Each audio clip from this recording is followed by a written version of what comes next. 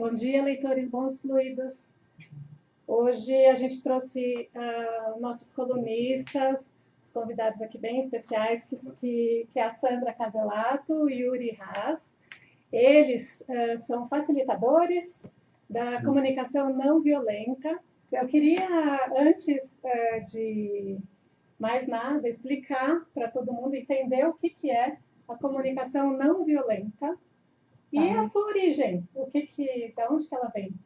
Ela é uma abordagem que visa ajudar a gente, talvez, a se conectar melhor com a gente mesmo, se conectar melhor com as outras pessoas e ajudar grupos a se conectarem também. Então, tem muito a ver com inteligência relacional e com inteligência emocional. Como é que eu consigo me relacionar melhor comigo mesma, com as pessoas à minha volta, com os grupos onde eu estou inserida e também com sistemas maiores. Então, é uma prática e uma abordagem assim que é muito ampla. Ela vai desde esse nível interno assim até um nível bem amplo que é resoluções de conflitos internacionais também, por exemplo.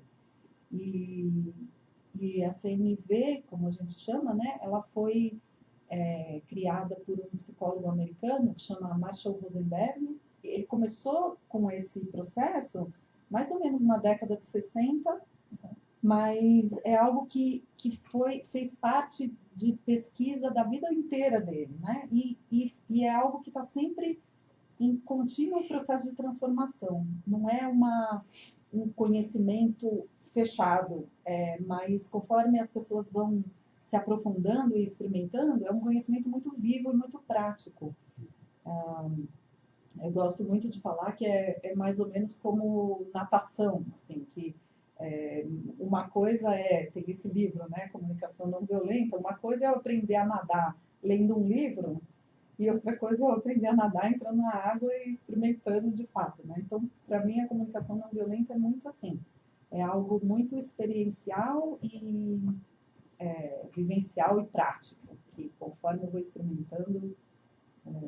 E é no dia a dia mesmo, no dia a dia que é a prática, que é o aprofundamento, que é a aprendizagem.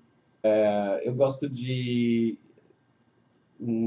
explicar que é um processo, mais que qualquer coisa, não é uma abordagem, dá para dizer também, e muito focado nessa questão da conexão, e entender melhor o que significa conexão, o que é eu estar mais conectado comigo mesmo, e o que significa eu estar mais conectado com as pessoas à minha volta.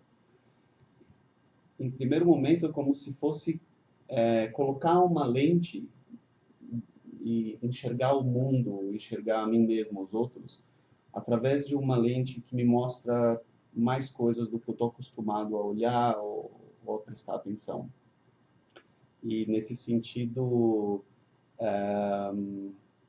dentro desse processo, o que eu vejo é que se torna mais possível enxergar a minha própria humanidade e a humanidade dos outros. E dessa forma, criar conexão nessa base. Então, na verdade, é um processo realmente de autoconhecimento, que vai muito além da comunicação verbal, da comunicação do corpo, corporal. É um processo realmente de conexão interna, por externo. Como que você... eu acho que é por aí Porque, mesmo. assim, quando a gente pensa na palavra comunicação não violenta, o que vem é a forma de falar também, sabe? Sim. E não é isso, né? Sim. Ou sim, eu queria que vocês falassem essa questão, é importante você estar trazendo essa questão, uma das coisas que a gente levanta nos processos que a gente facilita e desconstrói exatamente esse entendimento a partir do título também do que é o processo. O próprio Marshall Rosenberg não gostava do nome comunicação não violenta. E é uma... O nome foi ele que deu também. Foi ele que deu, mas ele desafiava o nome que ele deu e falou que foi o melhor que ele conseguiu encontrar para descrever. E esse nome transmite algumas coisas que são captadas, assim, são entendidas de uma forma, eu digo, alinhada com o que é o processo. Por exemplo, as pessoas imaginam, quando procuram a comunicação não violenta, que elas gostariam de poder se expressar de uma maneira que elas seriam recebidas sem estar gerando, talvez, sofrimento ou ferimento para os outros que estão escutando ou recebendo a comunicação delas, mas... Serem menos agressivas, você quer dizer? Assim... eu acho que... E aí também aparece um ponto de resistência, porque muitas pessoas pensam assim, não, eu não preciso de comunicação não violenta, eu não sou violento. Então, aí que começa a gerar alguns problemas e ruídos também. Também a gente está falando de comunicação, então é como se estivesse entendendo que é só no ato de comunicar que se implementa, como se fossem formas de se comunicar. E não se trata disso mesmo.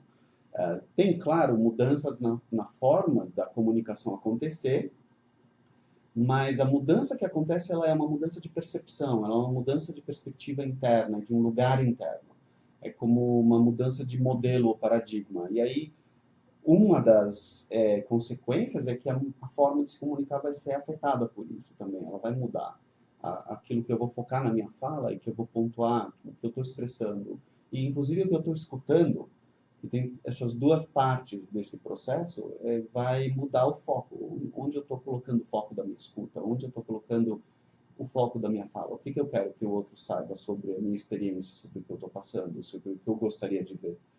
Então, tem uma dimensão que, sim, se manifesta na fala, mas ela começa de um lugar de uma mudança de entendimento, de percepção, desse lugar interno. Inclusive, esse nome, comunicação não violenta, às vezes dá essa sensação mesmo de que tem a ver com a forma de falar, que é ser mais educado, gentil, falar baixinho, ser bonzinho, ser simpático, alguma coisa assim, e não tem absolutamente nada a ver com isso, esse processo. Ou então que tem a ideia de que eu vou resolver todos os conflitos da minha vida, eu nunca mais vou ter conflitos.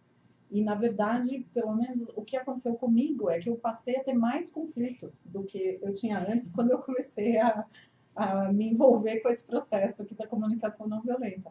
Mas isso porque comigo aconteceu algo de... O que eu entendo é que trouxe mais equilíbrio.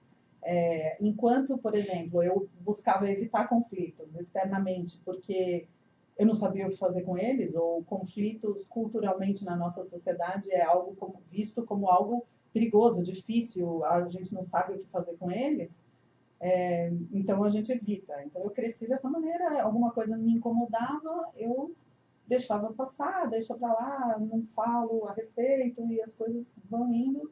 Não tem muitos conflitos externos, né? Mas internamente estou acumulando coisas e então, enfim, me afastava de pessoas ou de grupos, assim, aparentemente não tem conflitos, mas deixava de ter conexão com muitas pessoas ou com situações, né?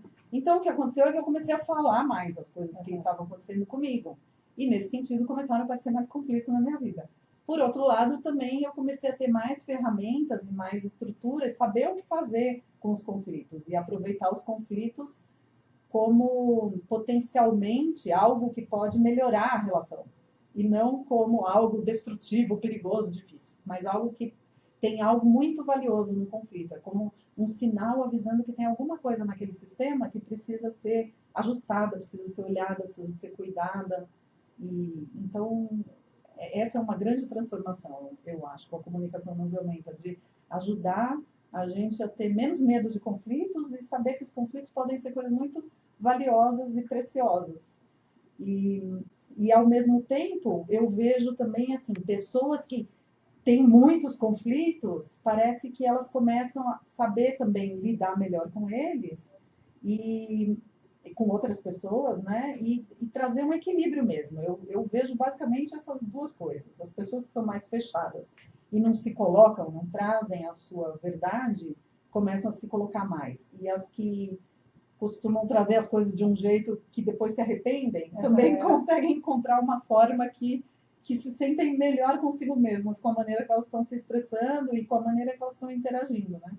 Então, eu acho que é um processo assim, muito valioso para... Esse tema que a Sandra está falando sobre a questão da gente não passar a não querer evitar os conflitos, mas querer usá-los para fortalecer as relações, é o tema da coluna que está agora na revista Diálogo Entre Nós. Essa é a coluna que está na revista do mês de outubro, do mês de outubro, que está nas bancas, que chegou aqui agora na semana passada.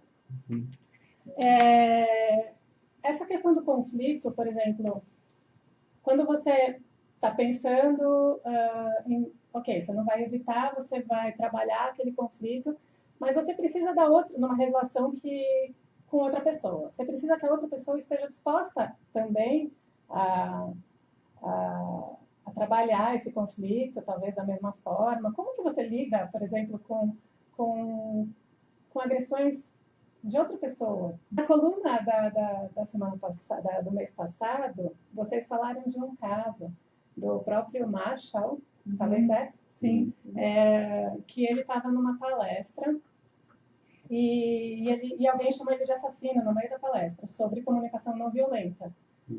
Aí, por isso que eu também fico pensando, vocês que trabalham, que são facilitadores disso, como que as pessoas têm que lidar no dia a dia com essas agressões? Como que a gente tem que receber e lidar no dia a dia? Quando vem essa fala, por exemplo, esse caso do Marshall é um caso que está ali no livro, e eu vivi vários casos parecidos com esse, onde a pessoa está até exaltada. E às vezes a pessoa está exaltada e ela está querendo, ela está trazendo uma coisa e na forma convencional de interpretar, aquilo seria entendido como, a pessoa está sendo agressiva, a pessoa está sendo, eu não sei, está desequilibrada, talvez, alguma coisa nesse sentido, mas para além desses julgamentos, o que está vindo é que ela está tentando expressar uma coisa que é muito importante para ela. É isso que a gente precisa. E nesse momento, o que o Marshall fez nesse caso do livro e o que eu venho buscando fazer quando essas situações se apresentam é mostrar para a pessoa que eu estou ouvindo o que é muito importante para ela, que eu estou tentando entender. E sempre, assim, checando com a pessoa se aquilo que eu estou entendendo é isso mesmo, né? Porque ela, em última instância, é ela que sabe. E aí, nesse processo, o que acaba acontecendo é que quando a pessoa se sente escutada, quando ela está trazendo uma coisa muito importante, às vezes até mesmo com um tom de voz alterado, e ela se sente escutada, a tendência é dela, então, conseguir ficar mais presente, conseguir relaxar um pouco mais e conseguir se abrir para escutar um pouco mais também. Porque nesse momento que ela está super exaltada, ela não está conseguindo, não é o momento que ela está aberta para ouvir, que ela está podendo escutar, ela está muito cheia de si mesma, assim, nesse ponto, né? Então, oferecer essa escuta, oferecer um espaço para ela poder chegar e ser escutada, ser acolhida, é o que o Marshall fez nesse caso e é o que eu tenho buscado fazer nessas instâncias e situações. É a questão da humanidade mesmo, né? Da pessoa ser vista naquilo que é importante para ela e não só nisso, que aquilo que é importante para ela não é algo esquisito ou fora do normal, mas é algo fundamentalmente, lá no fundo, é algo que qualquer ser humano precisa para estar bem. O Marshall falava, claro que ele falava meio brincando, mas ele falava assim, ele nunca ficava chateado com nada que as pessoas falavam para ele, porque ele não ouvia aquilo que as pessoas falavam. Mas isso é uma brincadeira, mas tem muito a ver com a comunicação não violenta, que a ideia é enxergar não as palavras, mas enxergar aquilo que está por trás, não os julgamentos que a pessoa está julgando em cima de mim, quando ela está me xingando ou falando alguma coisa que foi difícil para eu escutar.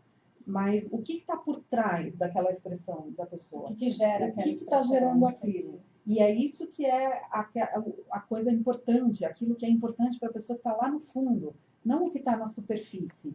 Na comunicação não violenta, uma das bases é a teoria de necessidades humanas universais, que é a ideia de que tudo que é uma teoria de motivação humana, que é, na verdade, não apenas humana, mas que todo ser vivo tem essa tendência inata de estar buscando suprir suas necessidades.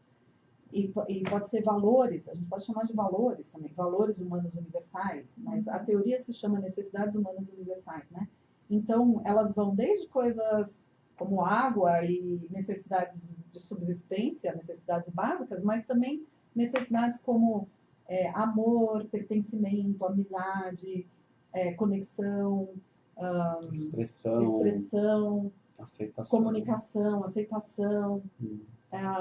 Então, é isso que esse processo ajuda a gente, é esse colocado de óculos. Eu vou tentar enxergar quais são essas necessidades humanas, esses valores universais que estão por trás, que a pessoa está buscando quando ela está falando aquilo.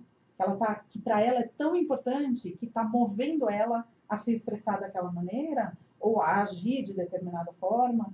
Então, em vez de eu olhar para a ação ou eu olhar para as palavras, eu tentar olhar o que é que está lá por trás. Para a raiz, né? Para a raiz da questão. Da né? questão. E essa raiz, e com isso, com essa raiz, eu consigo me conectar também, porque não é que são coisas importantes apenas para aquela pessoa, são coisas importantes para mim também, para todos os seres humanos, na verdade.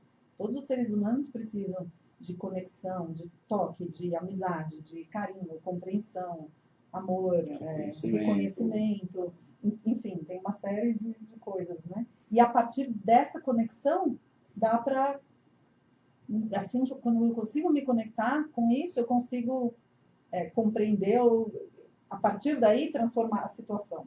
Se eu estou presa naquilo, nos julgamentos que a pessoa está me falando, aí eu estou presa naquilo, eu quero me defender, eu vou querer atacar, ou revidar, ou eu fico chateada, mas se eu consigo, em vez de olhar para isso, ver o que está lá por trás, muda toda a situação. Eu tenho um potencial para transformar a situação, né? E agir de outra maneira. voltando na pergunta que você fez antes e a pessoa, né, e o que faz. Então tem uma coisa, um fenômeno interessante que acontece.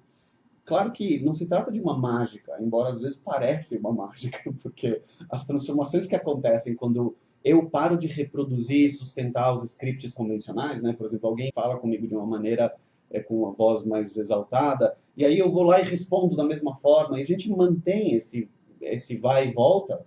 Se eu paro de manter isso e eu começo a convidar a pessoa para uma outra coisa, é muito interessante o fenômeno que acontece da pessoa. E gera, assim, resultados diferentes em situações diferentes, mas sempre muito interessante e surpreendente, assim, o que nasce e o que pode nascer de uma mudança dessas.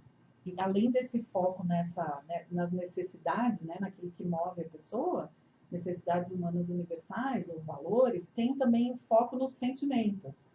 De eu buscar entender quais são os sentimentos do outro, quais são também os meus sentimentos nas situações, que são coisas que conectam a gente como humanidade. Nós, seres humanos, todos temos os mesmos sentimentos, as mesmas emoções. Não importa a cultura, não importa a idade, a classe social, assim como as necessidades humanas, os sentimentos também são coisas que conectam a gente, né? E tem muita gente que evita também falar de sentimento, né? Elizabeth de Souza Costa está dizendo que ela gostaria de exemplos de CNV em família. Minha família tem liberdade de expressar os sentimentos, mas é muito agressiva. Como a CNV ajudaria? Eles são marido e mulher também, né? Então também a família. Sim. Para mim, sempre que se trata de família, tem uma questão, tem algumas camadas sobrepostas, assim, que são importantes de perceber, que e até às vezes a gente faz piada, a gente faz brincadeira e fala assim que quando você está aprendendo esse processo, testa com pessoas na rua que você não conhece para começar, porque quando você for conseguir dar conta da sua família, é a hora que você chegou assim na faixa preta do... É um nível mais avançado, mais difícil. Mas é uma brincadeira. Porque eu, na verdade, eu já iniciei, logo no começo, meu primeiro contato com a comunicação não violenta já me trouxe uma alternativa para situações muito difíceis dentro das relações familiares.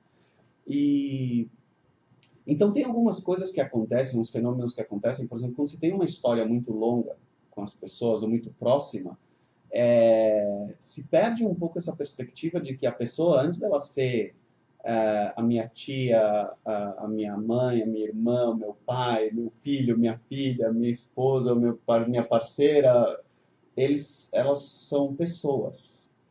E se esquece um pouco disso. Fica um peso muito grande desses rótulos de o que é um bom pai, o que é um bom filho, o que é um bom filho. E nesse processo, uma das coisas interessantes que acontecem é se conectar com a pessoa que está por trás desse rótulo. De que essa pessoa, ela tem sentimentos e necessidades igual a qualquer outra pessoa no mundo, igual a mim. Você falar. Porque a gente cria expectativa para a mãe, para o pai, e se frustra algumas vezes, porque você espera uma reação de mãe, que está lá rotulada, E você esquece que por trás da sua mãe tem uma mulher que tem... É isso, né? É muito interessante. Por trás do rótulo mãe, Do rótulo tem mãe, uma pessoa, tem um ser humano. E que pensa começar... diferente da gente, né? Sim, ontem mesmo, no processo que a gente estava facilitando, no final do curso, uma mãe veio, uma das participantes chegou e falou assim, na verdade eu vi refletido isso na minha relação com meu filho, que é um adolescente de 17 anos, e a conversa difícil que ela costuma ter com ele sobre como ela não gosta que ele volte de Uber às 3 horas da manhã. E aí eles ficam presos num debate, numa discussão de Quem está certo, quem está certo, quem está errado, e o filho entende que ela não quer que ele vá na festa. E na realidade o que é importante para ela é a segurança. Ela quer saber, ela quer estar tranquila, então, e saber que o filho está seguro. E é claro que é importante para ela a diversão do filho e a socialização do filho, que ele tenha momentos e espaços de relaxamento para que ele possa, inclusive, dar conta dos estudos dele, que ela sabe que esse equilíbrio é importante. E ela teve esse insight de que se eles pudessem ter a conversa nesses termos, de que ela possa expressar para ele que ela está entendendo o que é importante para ele e que ela gostaria que ele entendesse o que está sendo importante para ela, e a partir dali eles criarem juntos uma maneira que funcione para os dois. Equilíbrio realmente, né? Encontrar formas de fazer, e aí vai para o concreto, mas vai a partir desse lugar de ter uma escuta e uma expressão que permite os dois se enxergarem. É como se as pessoas não tivessem realmente se vendo, porque tem uma névoa de julgamentos um sobre o outro. E achar que o outro, na realidade, não está querendo cuidar do que é importante para mim. E na maioria das experiências que a gente tem visto, o que acontece é o contrário. Uma vez que as pessoas expressam o que é importante para elas, ou conseguem escutar o que é importante para o outro, a tendência é também serem convidadas para um espaço de querer apoiar aquilo. Que existe uma necessidade humana universal de contribuição, de apoio também. Então, uma vez que você consegue ver o que é que está faltando para o outro, existe uma vontade, como se eu passasse a estar mais disponível para o outro. E nas conversas familiares, eu acredito, respondendo a nossa participante aqui que fez a pergunta, essa é uma das coisas que eu vejo que poderia ter muito valor. Então, talvez uma pergunta? É uma pergunta, mas eu não entendi muito bem. É da Elizabeth também. Como chegamos boa que está por trás da palavra? Chegando lá, o que fazemos? Isso acho que tem a ver com o que o Yuri estava falando, né? De conseguir enxergar e me conectar com aquilo que está por trás, com quais são os sentimentos e quais são as necessidades humanas universais, e falar sobre isso. Não só falar sobre o que eu quero que o outro faça, ou o que eu julgo, ou o que eu acho sobre o outro, mas falar sobre algo que está mais profundo, né? Tanto para mim, quanto demonstrar que eu compreendo o que está acontecendo com o outro. E isso muda as relações de uma forma, assim, surpreendente. Tem uma coisa desse processo que eu quero também dizer que é muito natural. Eu associo isso muito a uma fala que é do Sócrates, que diz que a gente dificilmente aprende qualquer coisa, a gente relembra, é como se estivesse relembrando de algo que já está, alguma coisa que já existe em nós. E eu acho que esse processo é um exemplo disso. Nos processos que nós facilitamos, que tem formato, às vezes, de curso, de oficina, de várias formas, às vezes é uma roda de conversa, tem várias formas, são projetos. O que acontece é que nós criamos espaços onde se pode treinar esse resgate de algo que já está nas pessoas. Então, quando as pessoas pensam assim, mas então como é que eu faço para saber o que está além das palavras? O que eu faço? É uma questão de ser capaz de se fazer apenas a pergunta, o que é muito importante para essa pessoa, que ela está tentando suprir, que ela está tentando atender quando ela está dizendo o que ela está dizendo, quando ela está fazendo o que ela está dizendo. Um exercício de empatia, né? Exato, é isso que nós chamamos de empatia nesse processo. É se voltar para o outro e tentar entender. Quando a pessoa está dizendo isso, quando ela está fazendo o que ela está fazendo, que será que é tão importante para essa pessoa que ela está tentando atender ao fazer isso? Às vezes, da forma que ela está tentando, às vezes não é o jeito que ela vai conseguir, ou não é o melhor jeito para ela conseguir. Mas mesmo assim, se eu consigo me fazer essa pergunta, eu consigo orientar a minha percepção, o meu foco para lá, e muitas vezes fica claro, transparece. Ah, a pessoa está querendo mais respeito, ela está querendo mais participação, ela está querendo mais igualdade, ela está querendo ela está querendo ter mais escuta. E é acolhimento, é, exatamente. Então, mas é uma questão interessante de que se trata de eu ser capaz de me fazer essa pergunta na hora de eu ter essa presença e a consciência de escolher olhar para isso. E aí as coisas começam a mudar. Talvez no nosso dia a dia a gente acaba entrando num tipo do que o Marshall chamava de jogo do culpado, que é o que as relações muitas vezes entram nesse ciclo. Acontece alguma coisa, a gente corre para tentar decidir, encontrar o culpado. De quem é a culpa? Ou sou eu ou é o outro? É quem está errado? Quem é o culpado e quem está errado? Porque aí entra a punição, castigo e sei lá o quê. E esse processo da comunicação não violenta propõe que a gente jogue um outro jogo. Esquece esse jogo do culpado e é um jogo que tem o foco em sentimentos e necessidades e que é o jogo de fazer a vida mais maravilhosa, como ele falava. Então, como é que eu, tendo consciência de quais são as minhas necessidades e dos outros, como é que a gente consegue encontrar estratégias ou formas que atendam todas as necessidades? Não só as minhas ou só as do outro, mas algo que seja ganha-ganha, não ganha-perde. É uma mudança de paradigma mesmo. Desse paradigma ganha-perde, você vai fazer o que eu quero, não importa o quê, e isso desgasta as relações. Pode ser relações entre pais e filhos, pode ser entre casais, pode ser numa empresa, e para relações ganha-ganha, em que todo mundo está fazendo algo porque concordou, porque faz sentido, porque eu ajudei a criar aquilo, então aquilo faz sentido para mim, eu estou de acordo. E isso muda a qualidade das relações e traz relações mais sustentáveis, mais satisfatórias, né? Tanto em casa, quanto no trabalho, quanto em grupos. E a gente sai do script, aquele, voltando do que você falou, e passa até a descobrir novas possibilidades. É interessante. O poder desse script é muito grande. Isso é uma coisa muito interessante. O script do costume, do hábito, do jogo do culpado. São as formas às quais eu fui exposto a vida inteira, desde pequenininho, em casa. Imagina que para sair a primeira vez seja mais difícil, né, para gente abrir a caixinha, mas depois que sai você conhece, né? Sim, tem uma dimensão muito forte dessa questão de mudança de hábito mesmo. E para quem já fez qualquer outro processo que envolvia mudança de hábito, eu acho interessante de qual a sabedoria que está por trás disso para esse processo também, de aplicar nesse processo também, sem dúvida. Que é mudança de hábito, é como, por exemplo, como eu dei o exemplo da natação, é como qualquer atividade física ou como aprender um idioma novo. Não é que agora eu entendi racionalmente como já sei, já vou fazer.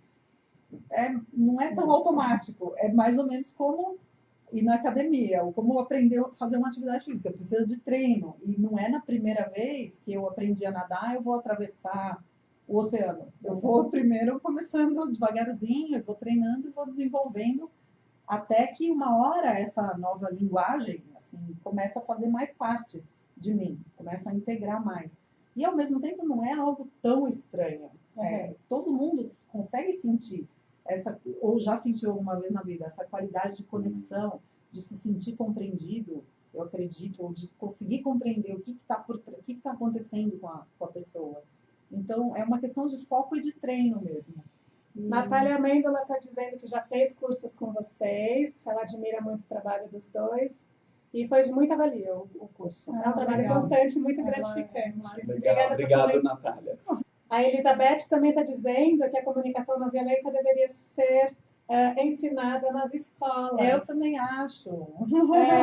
E vocês já fizeram trabalhos em escolas? Sim, também? A gente vem fazendo alguns processos com escolas e eu fico muito feliz de ver muitas escolas e educadores, professores buscando isso e trazendo mais essa questão da inteligência emocional e da forma de se relacionar mesmo, estudando comunicação não violenta. É algo que eu imagino assim, se eu tivesse conhecido isso quando eu era criança, minha vida teria sido muito diferente até hoje, assim. E eu acredito que, assim, me dá muita esperança ver escolas que estão buscando conhecer, trazer nas relações, e é muito mais fácil para as crianças estarem aprendendo isso do que para os adultos. Gente, eu teria 50 mil perguntas ainda para vocês, mas a live está acabando. E eu queria deixar o contato aqui da Sandra e do Yuri, da Sinergia Comunicativa. Tem o site, lá tem o e-mail, no site tem os cursos, tem uma programação lá que dá para Tem a programação. E no Facebook também, né? No Facebook também. E dá para cadastrar o e-mail se quiser receber informações sobre cursos, sobre os projetos que a gente está fazendo, textos. Qual que é o e-mail, gente? Eu acho que o e-mail a gente não pôs, a gente só colocou o link do site. Pode mandar para o contato, né? contato@sinergiacomunicativa.com.br. Isso. E vale acompanhar esse casal lá na nossa revista. Todo mês eles têm a coluna lá. E, eventualmente, vocês podem voltar, né, gente? Pra gente continuar esse papo. Tem muita coisa para falar. Então, tá bom. Legal. Obrigada pela presença de vocês. Obrigado pela participação de todos.